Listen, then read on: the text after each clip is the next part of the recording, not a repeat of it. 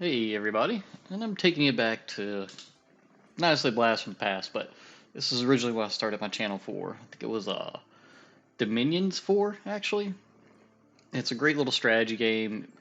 Not for everybody. It's a very niche community. I enjoy a lot of turn-based games. Granted, I like War Thunder. I like RTSs like StarCraft, Warno, Steel Division, Broken Arrow, things like that. But this is originally what I made my channel for years ago. So I'll take a quick little introduction through it. In fact, we'll hop into one of my, we'll do a crate world real quick. And I'll explain the game as we go. Let's see here, call it showing. So I'm showing you the game. You'll notice the graphics, they're pretty plain, pretty basic. This is more of a numbers game, but there's a lot of, it gets in depth. So if you ever played Dwarf Fortress, to where it seems simple enough at the start, but then has like a learning curve, not as steep, but close enough to it. You get three different ages: early, middle, late, and the way it looked at is lots of magic in early, about 50-50 in middle ages, and the magic's kind of falling off in late ages. So this is as, think of it as a time frame. This is, everybody's merging from their tribes. It's building civilizations up. Some are a little bit more advanced than the others.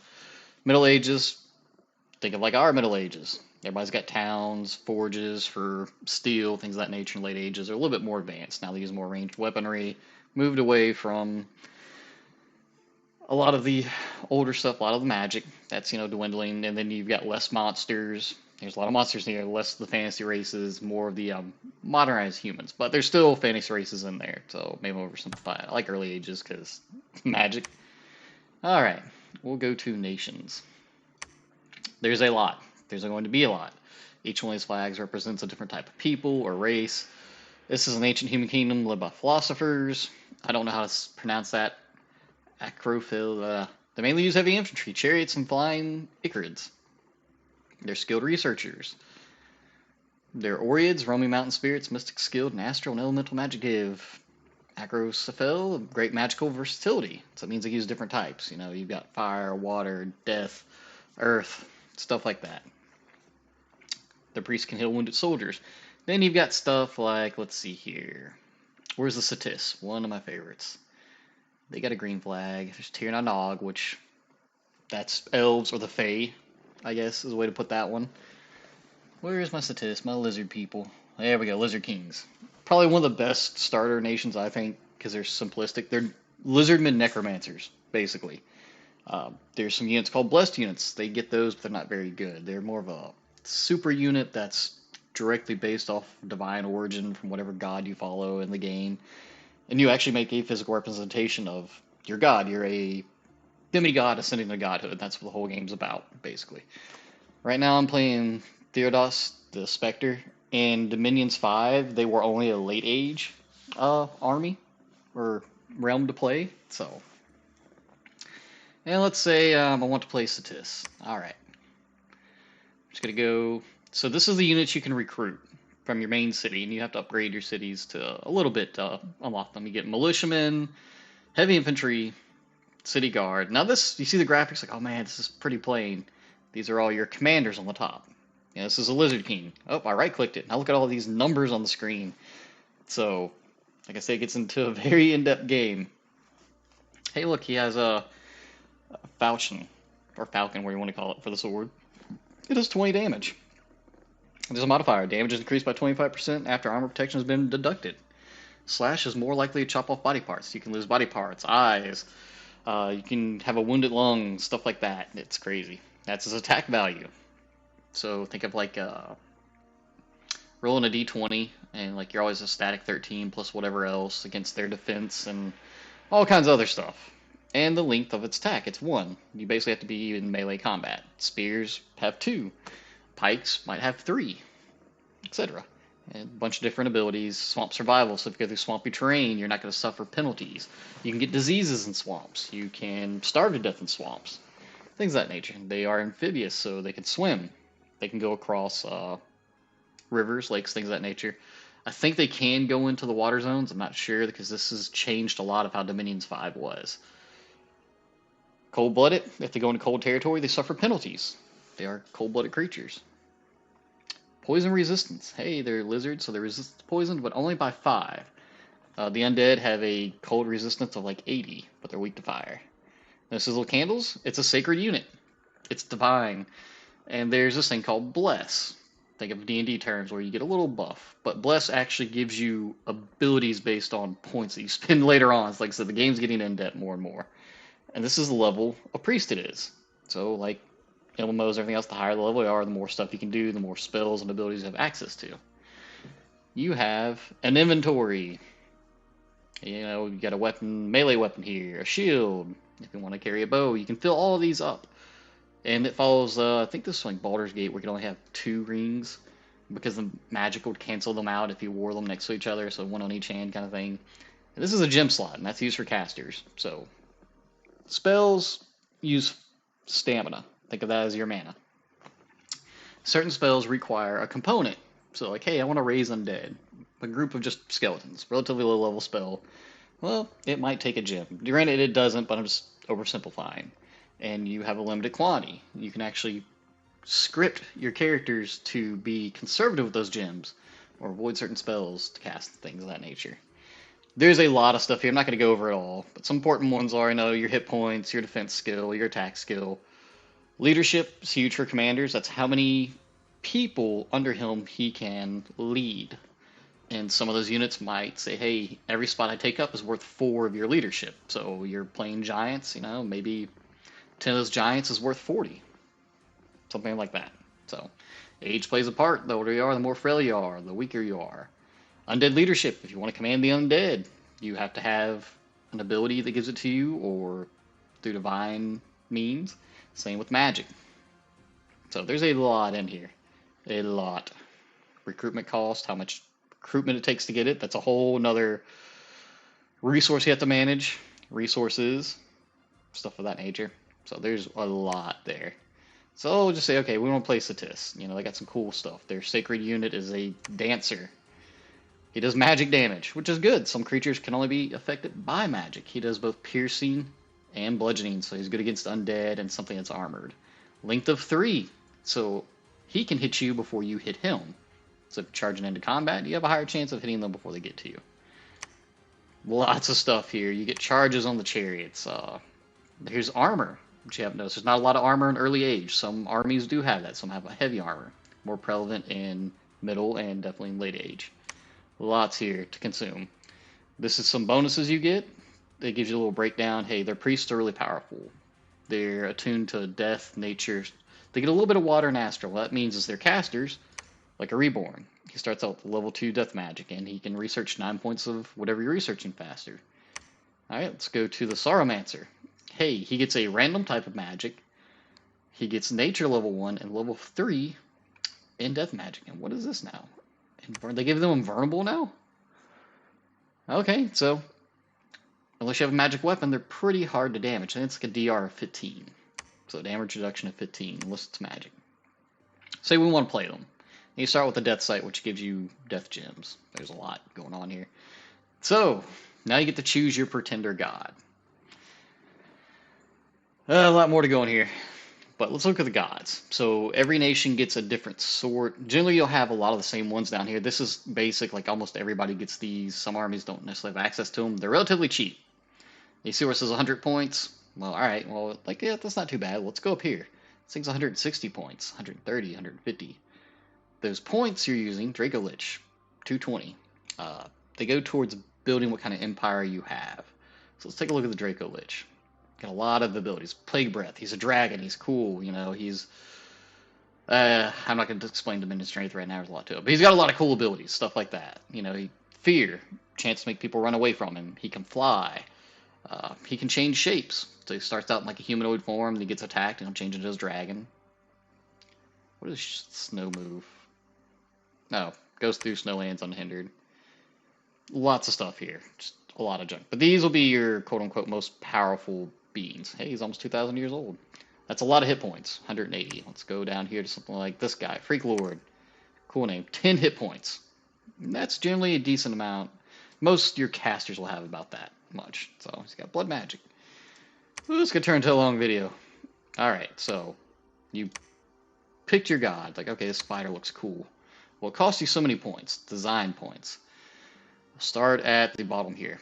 So, awake, dormant, imprisoned. So, your pretender god can either start on the field at the beginning of the game, awake, you get no bonus points. You can make him dormant, so he's sleeping, and it takes X amount of turns, which at the bottom there you'll see says give or take a few months. Every turn is considered a month. Generally, I think dormant's like, what, up to 10 months, depending.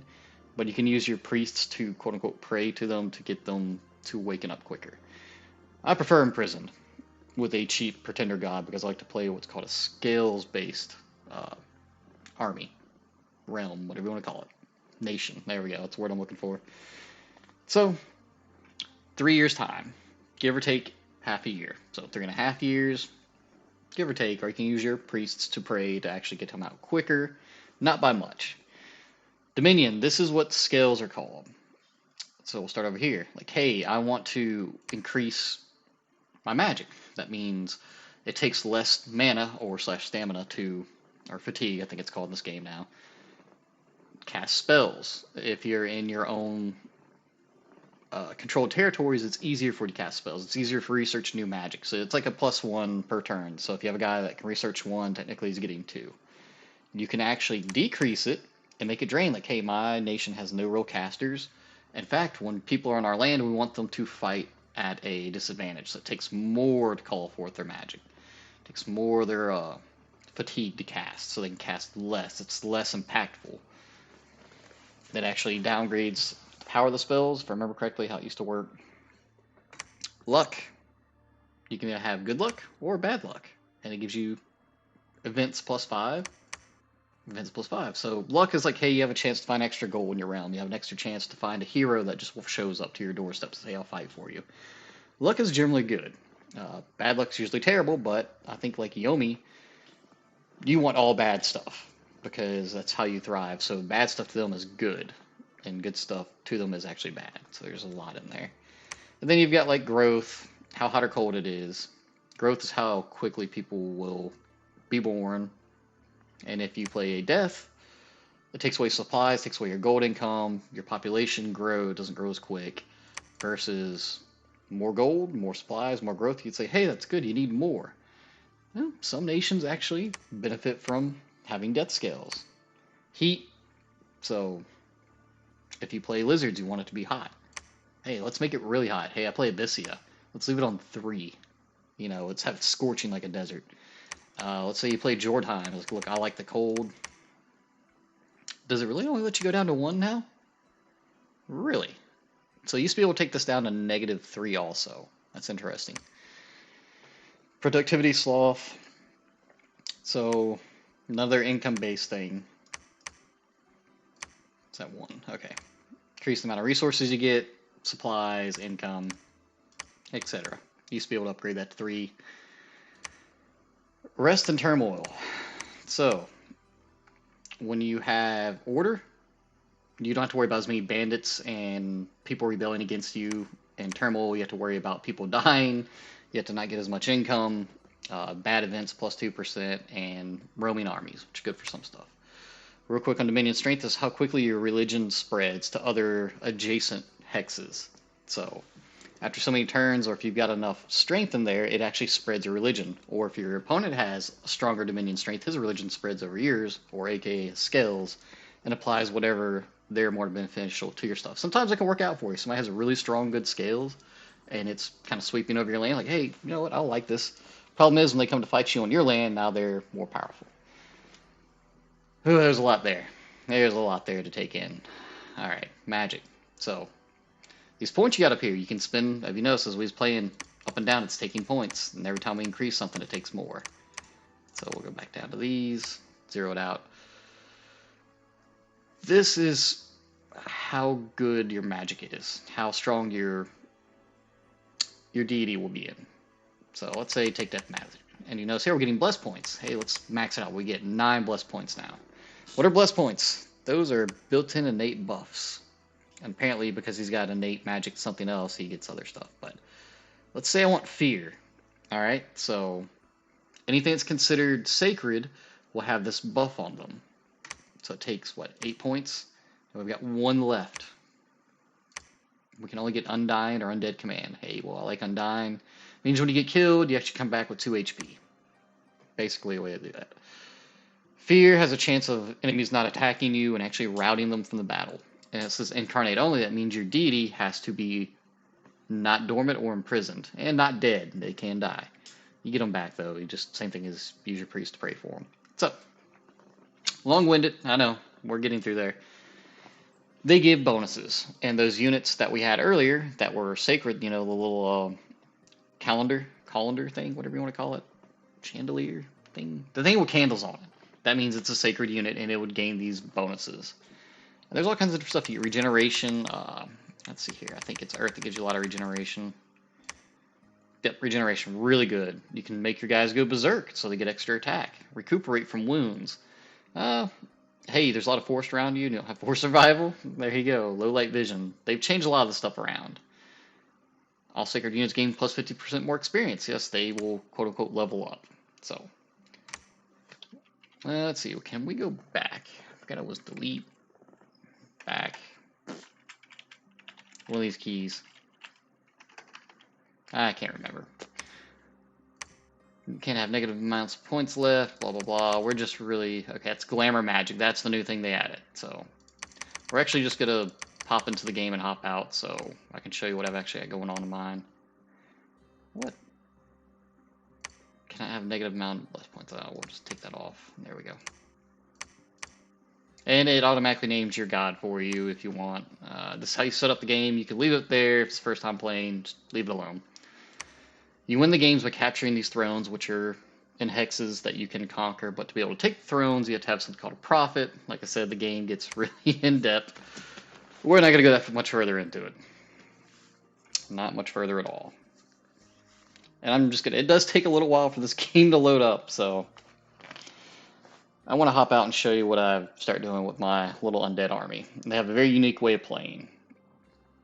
And I'll show you that real quick before we leave this, just to kind of show you how to get armies going. This is a very hotkey-based game, which in this game, it doesn't really give you a general idea what's going on. I think Dominions 4 had it better. And the layout's a bit different about how you see your own lands and their lands, and if enemy religion's affecting yours. Your land, stuff like that. Sorry, I'm tired right now. So, this is just a little flavor text at the beginning. You can read them. Beginning there was chaos, yada yada yada. Every game will have this, so just ignore those. So, like I said, graphics are not great. This is my deity because I start with him alive. There's my priest, and I get a commander with some troops. And I'm going to right-click on him after I left-click. And let's see. Oh, wait. T. Is it T? Yep, hotkey T. So, you can actually set battle orders. Hey, my commander, let's tell him to hold one turn and then attack after that. That'll be his base command. So, and then we tell him attack for 3 turns after he holds, then he goes into a base script. You can tell him to attack maybe the cavalry, or maybe he needs to go for the rearmost enemy, going for their leaders. Okay, tell them to retreat. Spearmen, let's tell them to just go ahead and attack the closest enemy.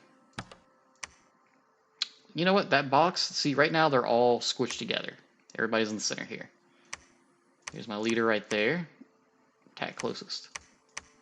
These guys only have 2 formations. Skirmish formation, which is very loose formation, so you won't get his easy by arrows, and a box formation, which is was the Romans, how they have those squared off, units. That's basically what that is. It's a box formation. They can get into a lot more. You can script them to do certain things. There's a lot of information on the screen here. Our treasury, our income, that's per turn. This is what we have in our pocket. And our gems that we're getting currently have and what we'll get next turn. Currently have what we'll get next turn. Unrest, that's how chaotic your provinces are. The higher it is, the higher chance you have of roaming bandits popping up. These little flags actually rebelling against you. So our flag is green-blue. When we conquer something else, it will actually change.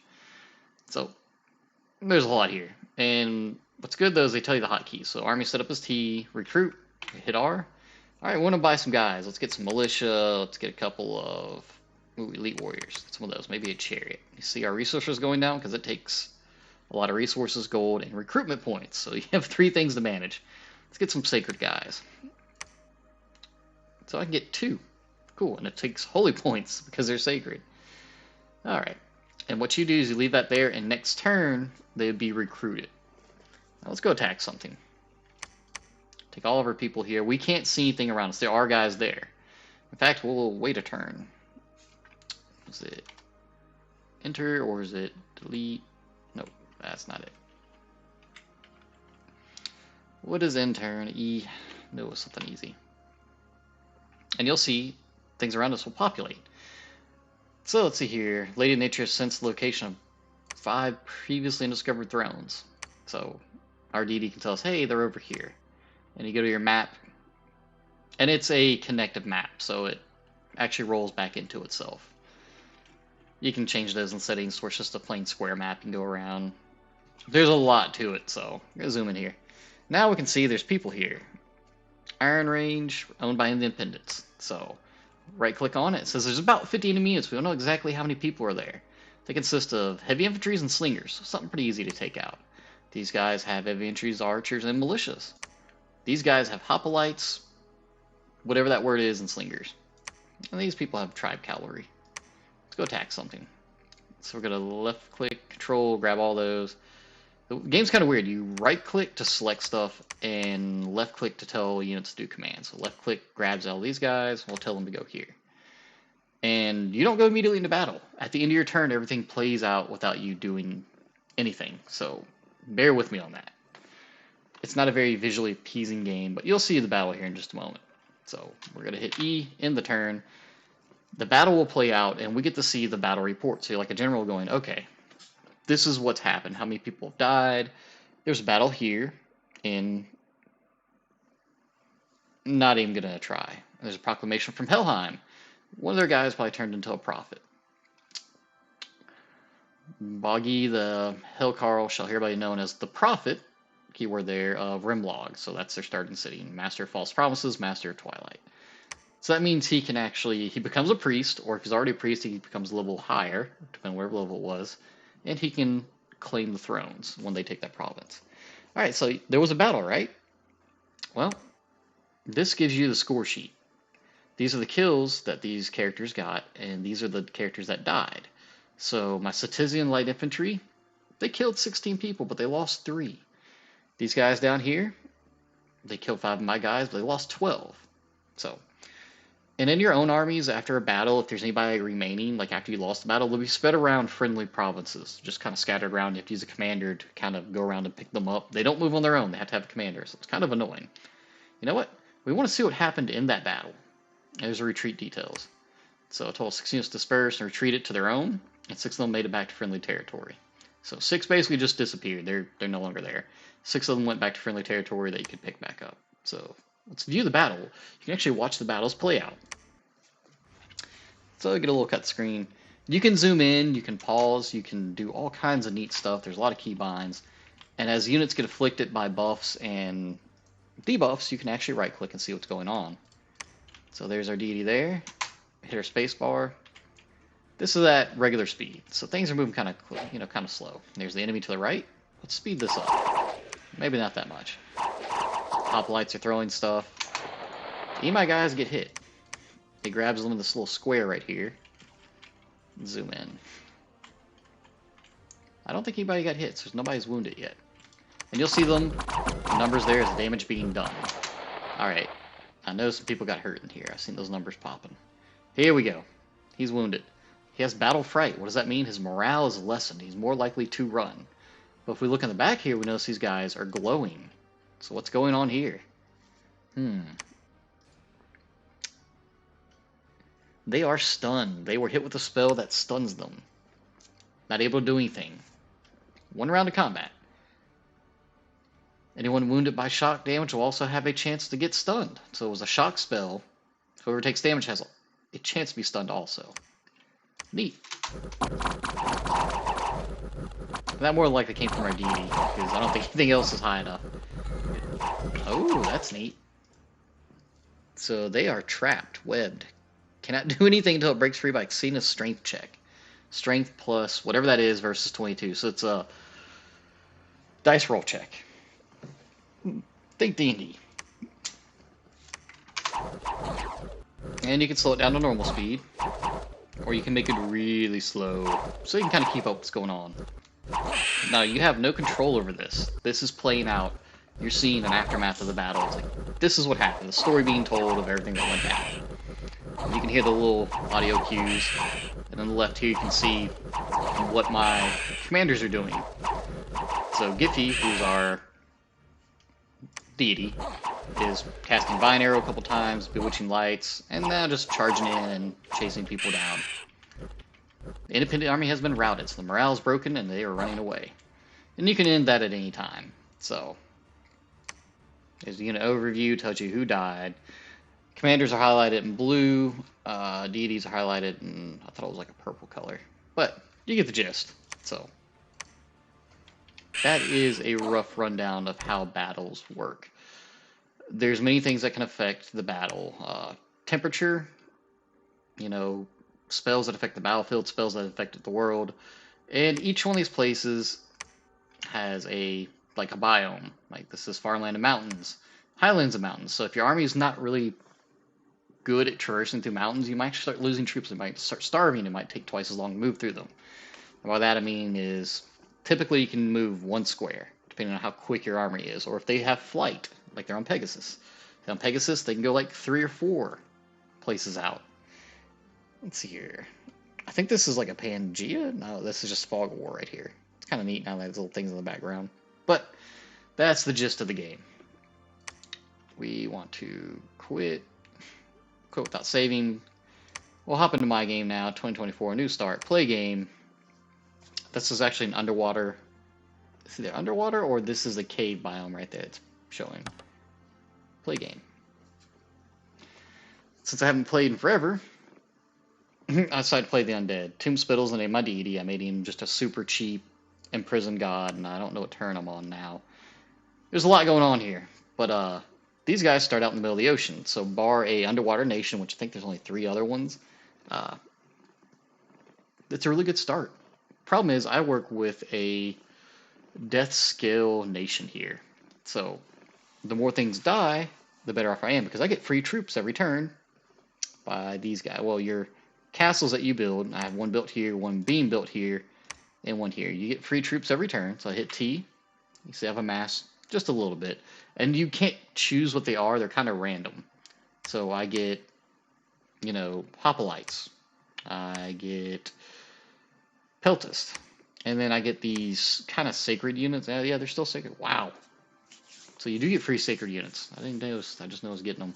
Thought they were just kind of like a copy pasta without the sacred, so learn something new every day. But I get free stuff. The problem is I have to kill my population to get it. Well, that kind of hurts your income, and things are expensive when you're having to build castles.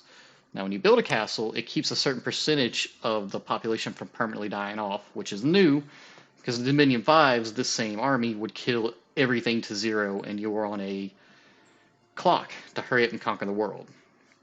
As you can see here, I haven't got quite too far. This is pretty much the world from right here to right here. Like I said, it's connected. You can go in to either side. It's wraparound. But you turn that off. I just enjoy it. I've got some enemies to the north. Lapinthia. Acrosphill. I don't know how to say his names. And this is probably the worst thing you can see as a new player, or even in multiplayer, is Vanheim. So, quick rundown. They're either extremely hard to beat or extremely easy to beat, depending on who's playing them. With the AI, they are a lot more decent now. And multiplayer, the person playing them is either a complete noob or a master at this game and just wants an EV multiplayer match. Easy enough. I'm not sure how Dominion 6 goes. I used to have about a 10-player group of real-life friends back in the day. People have gotten older, had kids, changed careers, video games to the side, that kind of thing. So, this is my deity right here, my pretender god. He's literally just a lich. They call him a ghost king, but he's a lich for all intents and purposes. He's weak to salt. Alright, he's cold resistant 25.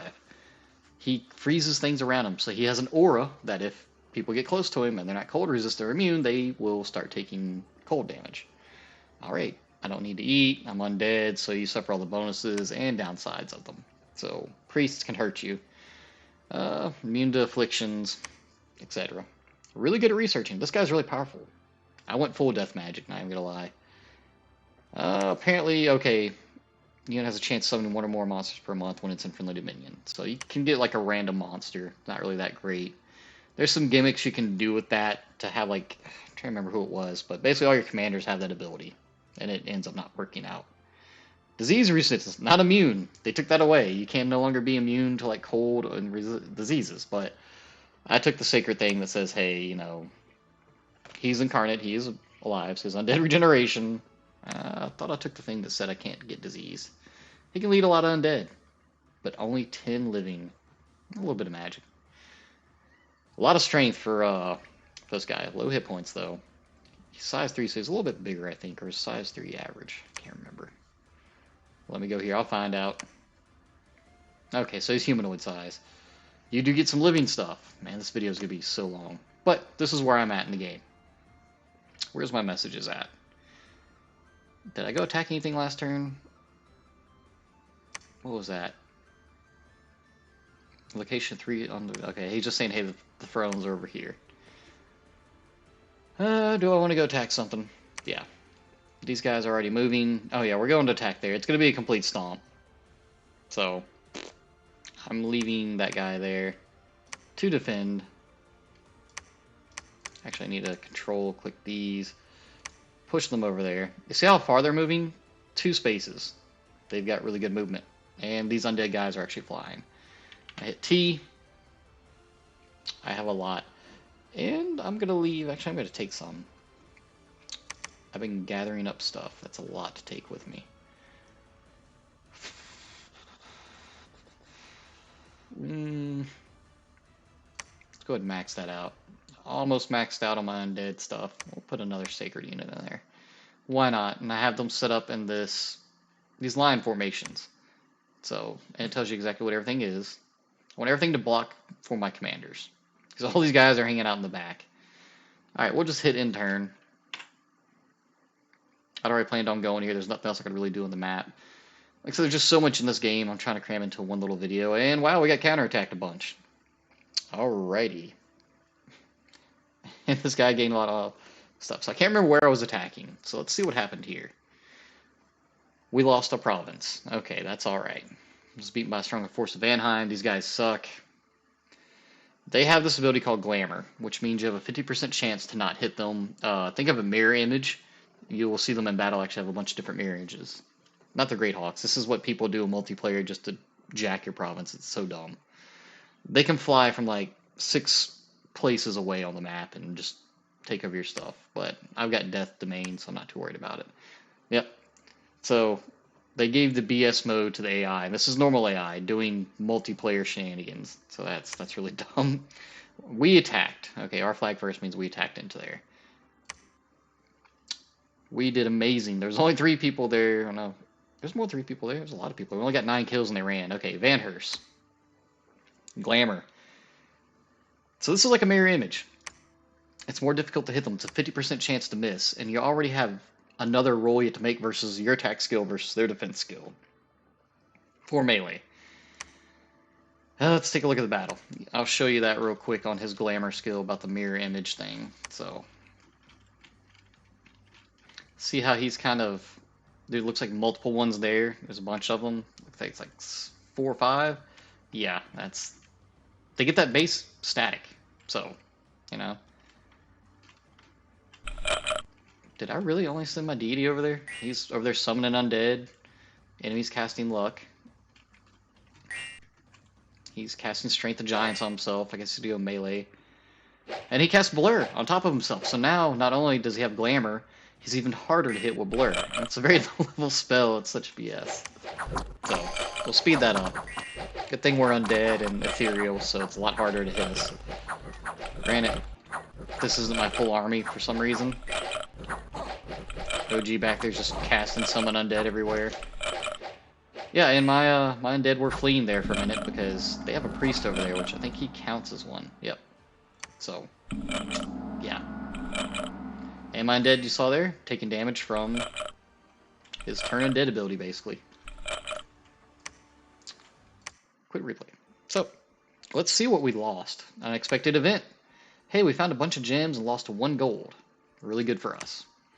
New famous hero.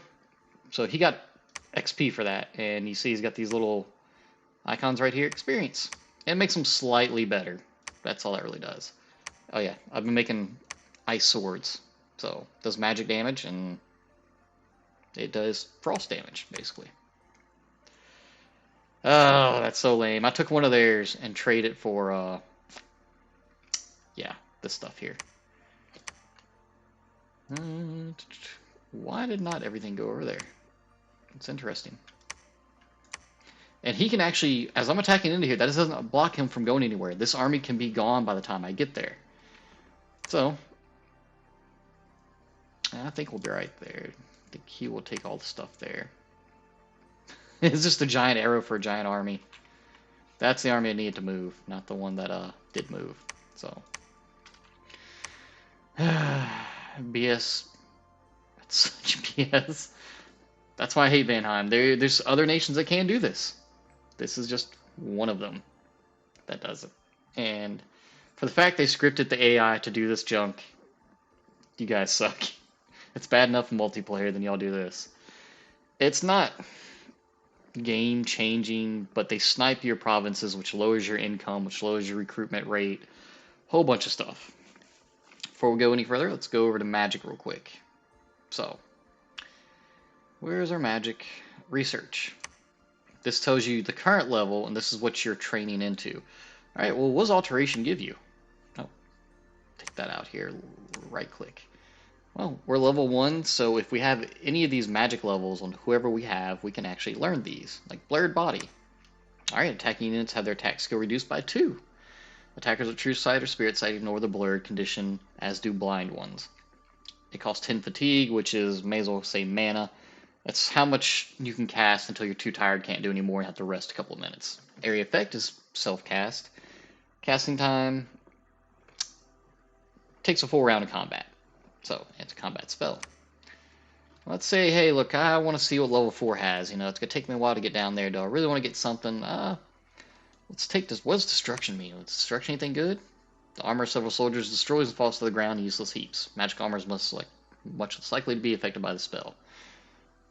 Not great, I don't think. Honestly. What about Stygian Skin? That's great. You can actually get that for divine points. You're almost impervious to physical damage, so you become ethereal, basically.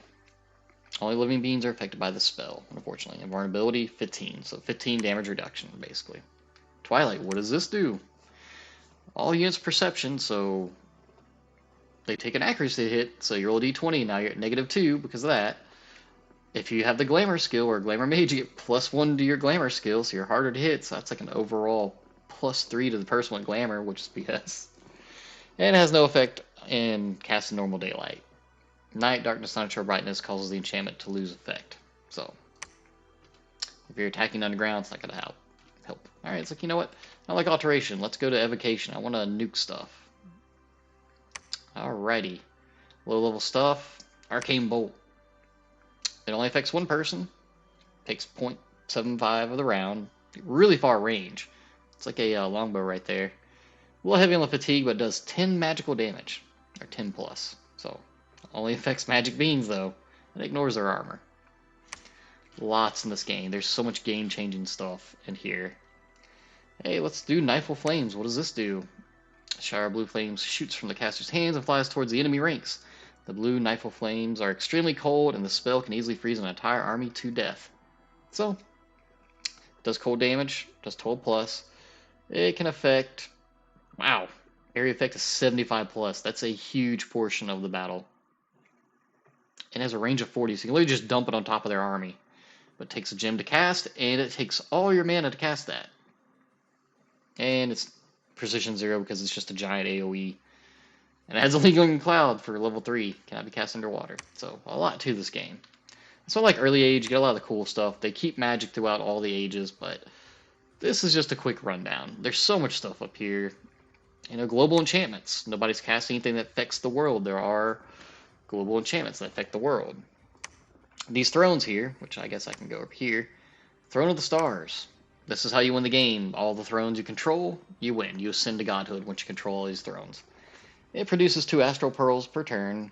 boost astral ritual range by 2 provinces.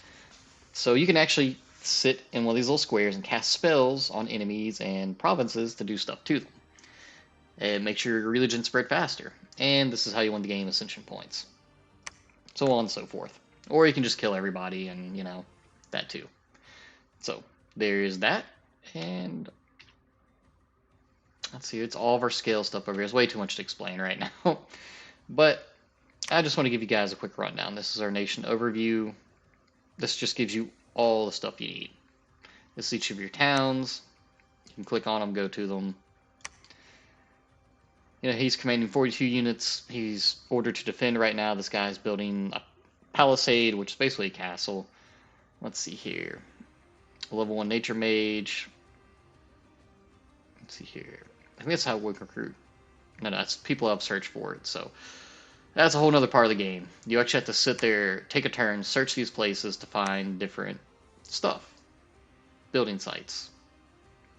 So this tells you what level they were when they searched for it. The higher the magical level of the caster, the easier it is to find stuff. I think there's stuff over here. Hey, we had a level 1 nature mage search and he found this. What does this give us? 1 earth gem or nature gem per turn. So I'll leave it at that. There's a massively deep, complex cliff to this game, but for general, you can pick the game up and learn how to play it at your own pace. The AI generally doesn't try to stomp you that hard. I'm still kind of mad they gave Vanheim this stupid eagle spam, basically, or hawk spam, where they want to call it. The elves got it too, so that's it for that. And also, when you're fighting different provinces, the battle map changes. Like underwater will be an underwater map, and a cave map will be cave, and a mountain it'll be a mountain terrain, and a forest it'll be kind of foresty. In the desert, you'll have a desert map, etc. And there's actually diplomacy now. It used to not be that. So you can say, hey, I would like to be diplomatic and send a message. Send a diplomatic missive to, we want this guy to be our friend. Propose a non-aggression pact. You don't attack me, I don't attack you, etc. So, a little bit dumbing down on the game. There's a lot to it. Maybe I'll make some more stuff. I just want to show you guys, this is what I originally started my YouTube channel for. There was Lucid Tactics and a few others I played for many years. There was a guy that had an amazing, Let's Play series on it, and that's what I actually took kind of like a idea from. I was like, hey, I'd like to do that too. That seems pretty fun. Let's play 1 through 0, or 1 through 10 of this nation, or 1 through 20 until the game's won, and multiplayer games, things of that nature. But people I played multiplayer with, they never want to be in videos, so I never posted those. I tried it a few times, like, nah, dude, don't do that. So I was like, okay, whatever, we're not going to do that. But yeah, very fun game if it's something you're interested in. It's a bit pricey. I'd say wait till Steam sale comes around. But yeah, this is what I do enjoy. It's something that I've enjoyed for many years. And I can sit and think, like if you guys watch my lives, I get a little agitated the other day playing Ground, and I was playing Warno, and nothing good was happening. So I was like, you know what? I'll go back to Dominion 6. We'll play that a little bit. I picked it up but not really played a whole bunch of it because so much has changed, and finally decided, hey, I'm going to give it a shot. And there should be a turn thing up here. This is what turn are we on? I think it's in score graphs.